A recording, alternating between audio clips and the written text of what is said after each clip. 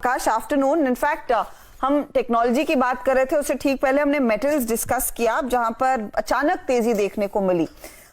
उस पर भी मैं आपकी राय लेना चाहूंगी क्योंकि काफी कुछ हो रहा है चाइना फ्रंट पर। इनफैक्ट मैं कुछ देर पहले एक रिपोर्ट पढ़ रही थी कि Chinese state council information office ने ये अंडरस्कोर किया कि न्यू एनर्जी व्हीकल्स की इंपॉर्टेंस क्या है, किस तरह के exemptions on purchase tax specially EVs पर देनी चाहिए।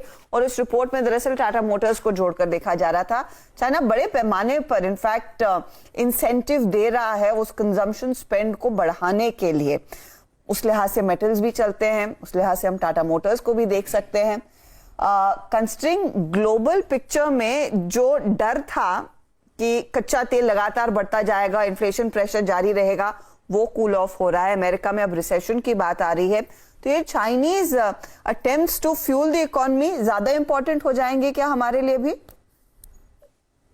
Good afternoon Archana. देखिए, चाइना के हद पे, मतलब चाइना के एंड पे कोई भी कदम जो वो लोग उठाते हैं उसके रिपरकशन या उसका जो असर है वो काफी लंबा पड़ता है और दूर दराज हर इकोनॉमी पे पड़ता है, क्योंकि ग्लोबल ट्रेड में आज भी उनका कंट्रीब्यूशन 40% के ऊपर रहा है।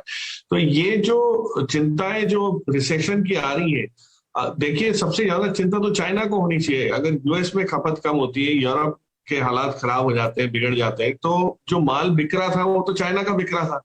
और इस वजह से वहां पे अगर वो कुछ करे ना, डोमेस्टिक इकोनॉमी को स्टिमुलेट करने के लिए प्रोत्साहन देके, बढ़ावा देके कुछ ना कुछ रिपेयर ना करे, तो उनके यहाँ तो इतनी अनएम्प्लॉयमेंट, इतना क्राइसिस होने की उम्मीद है। और वहां की लीडरशिप के लिए नया इलेक्शन का दौर जो एक साल में शुरू हो रहा है, अगले साल जो इलेक्शन, उसमें इस पार्टी तो यही आती है, वहां पे पार्टी कोई और है नहीं जो चैलेंज करेगी, लेकिन पार्टी के अंदर जो लीडरशिप है उसमें कोई डाउट ना हो, उस वजह से कुछ ना कुछ लोगों के एंड पे लोगों को बेनिफिट हो सके, ऐसा कुछ कदम उठाना पड़ेगा, काफी कदम उठाने पड़ेंगे। और उस लिहाज से China is flexing it's muscle, मतलब वहां के मार्केट में स्टिमुलेट करके वो अगर कुछ इंप्रूवमेंट दिखा सकते हैं, एक साल उसको लगेगा। और आपने देखा होगा कि बहुत समय बाद चाइनीज और यूएस जो गवर्नमेंट ऑफिशियल्स है, उनकी भी जो बातचीत है, उनका भी जो मेल मिलाप है, वो थोड़ा हल्के तौर पे शुरू इसीलिए हुआ है कि दोनों को अब ये आंच जो है ये बहुत ज्यादा लगती है। तो चाइना के जो भी कर रहा है चाइना हमारे लिए अच्छा इसलिए होगा कि finally it will reset the global trade. एक चीज जो अच्छी हुई है अर्षदा, ये पिछले 2.5 साल में मार्च 2020 से लेके अभी तक हमने जो गैप फिलिंग की है कि जहां जहां पे हमारे मैन्युफैक्चरिंग प्रोडक्ट्स या इंजीनियरिंग गुड्स जा सकते थे वहां पे हमने किया है। और उस वजह से आज आप देखिए कैपिटल गुड्स में जो एक्सपोर्ट ऑर्डर्स हैं कंपनीज के पास, जो एक्सपोर्ट ओरिएंटेशन रखती है, इतने बढ़िया है कि हम कुछ समय पहले आप कैपिटल गुड्स की भी बात दिन में कर रहे थे। वो इसीलिए हो रहा है कि जो बड़ी कंपनी है जिनके ग्लोबल लिंकेजेस हैं, जिनको क्वालिटी का कोई अपने आप को एस्टैब्लिश करने में समय नहीं लग रहा, वहां पे बहुत ही उम्दा एक वो हो रहा है। और ये चीज की वजह से आपको कमोडिटीज या मेटल्स और ये सब पे जो तरावट है डोमेस्टिकली वो बनी हुई रहेगी। तो जो डोमेस्टिक फोकस्ड मेटल कंपनीज हैं वहां पे आपको इंप्रूवमेंट जल्दी आते हुए दिखेगा। बट हाँ, उतार चढ़ाव रहेगा, मार्केट बहुत वॉलेटाइल रहेगा। मैंने पहले भी कहा था रिजल्ट सीजन आने से और वॉलेटिलिटी बढ़ेगी, घटेगी नहीं। लेकिन हाँ, मेटल्स में जो सॉफ्टनेस थी, जो एक डलनेस थी, वो थोड़ी सी जाती हुई दिख रही है और थोड़ा सा कहीं ना कहीं शाइन वापस आएगा। पर डोमेस्टिक फोकस वाली कंपनीज हैं जो डीलेवरेज हो रही है, जैसे जेएसपीएल है, टाटा स्टील है, उसमें मेरे ख्याल से ज्यादा आपको इंटरेस्ट लेना चाहिए। ओके रखेंगे, लेकिन इस बीच मार्केट का अपडेट ले लें। एक टेलविंड है रुपए की कमजोरी, लेकिन दूसरा सबसे बड़ा हेडविंड है अमेरिका में स्लोडाउन का खतरा। ऐसे में टेक स्टॉक्स अब यहां से किस तरह का आउटलुक डिलीवर करते हुए दिखाई देंगे? क्या आपको लग रहा है कि कमेंट्री थोड़ी सी बदलेगी? क्योंकि अब तक जो टीसीएस और इन्फोसिस ने कहा कि नहीं, हमारे बजट्स में कोई इम्पैक्ट नहीं देखने को मिल रहा है, ये सबसे लास्ट होंगे बजट्स इम्पैक्ट होने वाले। लेकिन जब रिसेशन की बात लोग करने लगेंगे, आई एम श्योर बजट्स में भी बदलाव होगा।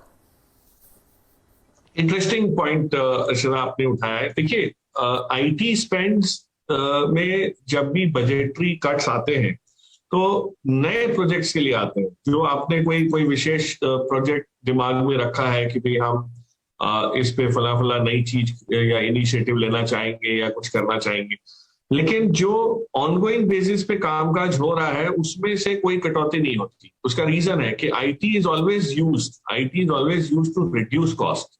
और आगे चल के ये होगा कि कई चीजों में जहां पे डिजिटाइजेशन नहीं था वहां पे भी उसको धकेला जाएगा कि आप इसको कोई भी उपाय ढूंढिए, आईटी यूज करिए, डिजिटल प्रोसेसेस लाइए, लेकिन ये कॉस्ट कम कीजिए। मतलब मैं आपको एक चीज सिंपल समझा रहा हूँ कि पहले बैंकों का एक्सपेंशन के लिए ब्रांच खोलनी पड़ती थी।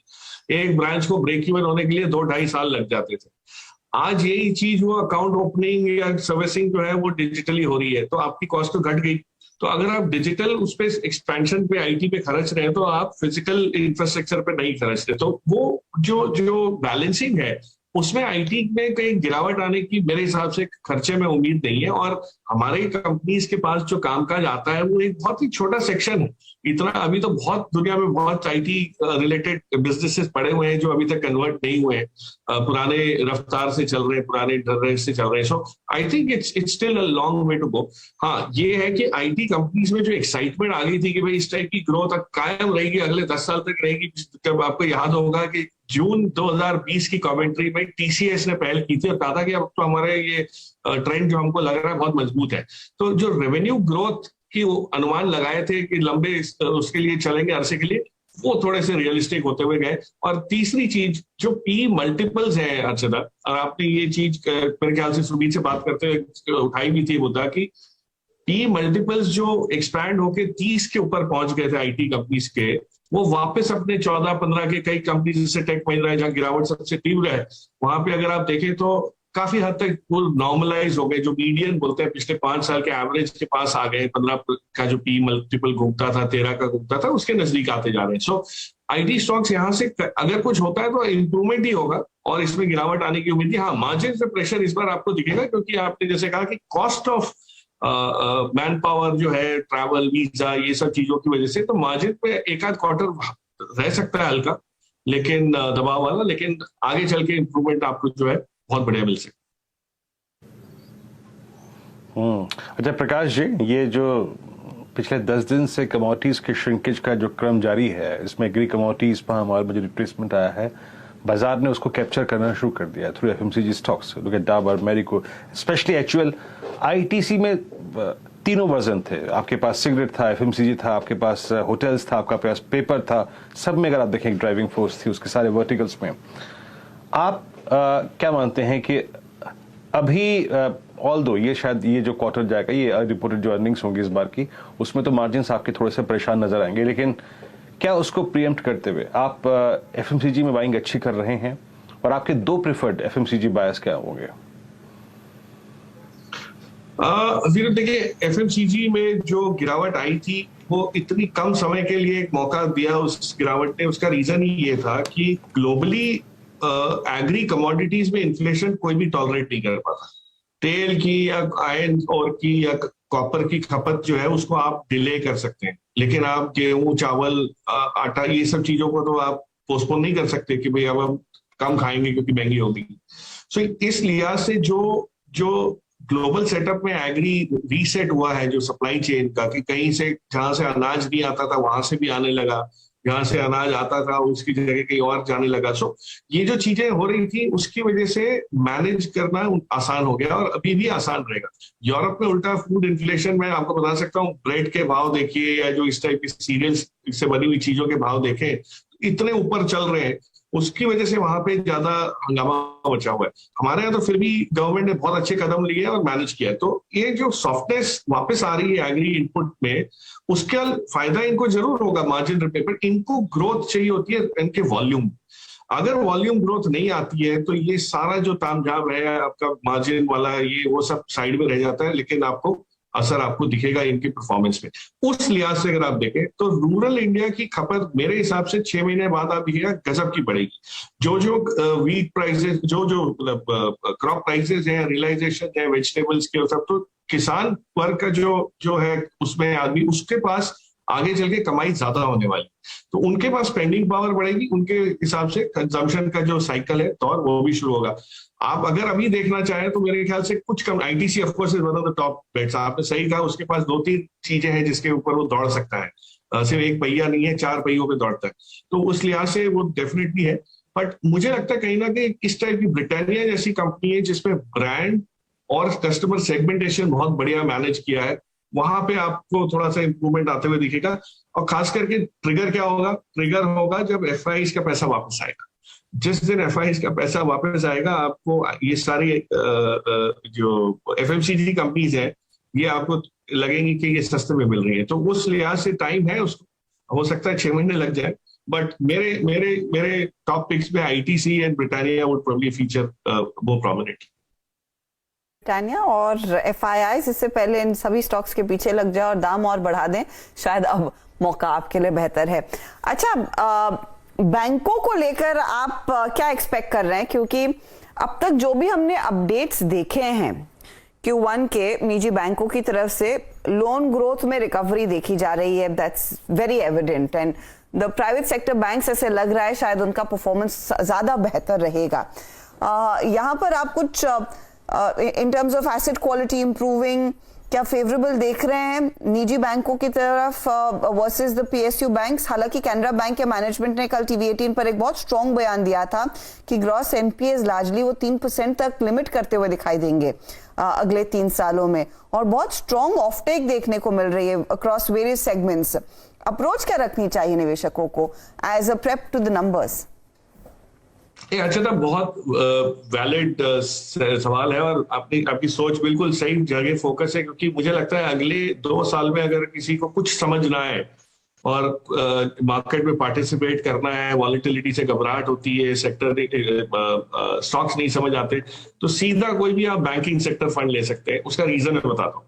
जो कैनरा बैंक के एमडी साहब ने कहा कि हम लोग ग्रॉस एनपीए को कैप करेंगे, वो एक बहुत बढ़िया अच्छी चीज सुनने में लगी। दूसरी ये कि जो राइट बैक्स आएंगे, जो रिकवरी है इनकी, वो प्रोविजनिंग से काफी ज्यादा है, विच मीन्स कि एक्चुअली अब नए एनपीएस तो क्रिएट नहीं हो रहे, लेकिन पुराने का जो पैसा आ रहा है वो ज्यादा आ रहा है। तो आप सोचिए वो सारा पीएनएल में आता है। तो इनका जो पीएनएल ग्रोथ है, जो प्रॉफिटेबिलिटी का जो ग्रोथ है, वो बिजनेस से तो कायम है ही है, लेकिन ये एडिशनल पैसे से भी एक इनको हेडविंड मिलेगा या एक सपोर्ट मिलेगा। और उस तस्वीर में सारा चेंज ये हो जाता है कि आपके रिटर्न रेशोज जो है वो गजब के हो जाएंगे। तो बैंकों में अभी तक जो सुस्ती थी, जो सफाई का दौर चल रहा था, माइंड यू ये सफाई का दौर 5-6 साल वाला है। ये हम जो बोल रहे हैं इसको, ये 2-4 क्वार्टर, 1 क्वार्टर का नहीं है। तो पीएसयू बैंक्स में वो शार्पली आपको दिखेगा। प्राइवेट सेक्टर ने सफाई थोड़े दिन पहले कर ली है। अगर कोई बैंकिंग सेक्टर में फंड लेता है जिसके अंदर दिग्गज बैंक्स भी आ जाते हैं, फंड मैनेजर अपना चुनते रहते हैं, आपको कोई दिक्कत नहीं होगी। आपको यहाँ से मार्केट आउट परफॉर्मेंस अच्छा खासा मिल सकता है, क्योंकि बैंक्स का परफॉर्मेंस होगा। और लास्ट चीज जो बताना चाहूंगा कि जैसे कैपिटल गुड्स की हमने बात की कि नए ऑर्डर बुक्स इंप्रूव हो रही है, एक्सपोर्ट्स में भी हो रही है। जब कैपिटल गुड्स चलता है, आप कोई भी कंपनी एक्सपैंड करती है तभी बढ़ता है। कैपिटल गुड्स में ऑर्डर तभी आते हैं जब कोर सेक्टर, जो इंडस्ट्रीज में जो स्टील या सीमेंट या इस टाइप की केमिकल वाले जो बिजनेसेस हैं, वो ऑर्डर प्लेस कर रहे हैं। अब जब वो ऑर्डर प्लेस करते हैं तो डाउनस्ट्रीम उसमें लोन्स का जो सारा श्रेय है वो बढ़ता जाता है। तो they will have a good credit growth. आपके पास डिसेंट कैसा रेशियोज बैठे हुए हैं, अभी भी कोई प्रॉब्लम नहीं है, डिपॉजिट्स आ रहे हैं। और उसके अलावा आपको राइट बैक जो है, प्रोविजनिंग जो है वो कम है और पुरानी रिकवरी ज्यादा है। सो ये तीनों का जो आप मिश्रण करें तो गजब का इसमें इंप्रूवमेंट दिखेगा। कब शुरू होता है कहना मुश्किल है, लेकिन banking I think will probably be the best sector to be for the next 2 years। अगले 2 सालों आपसे इजाजत लेंगे और एक्सपायरी का दिन है, और जिस लेवल का दरअसल वीरू ने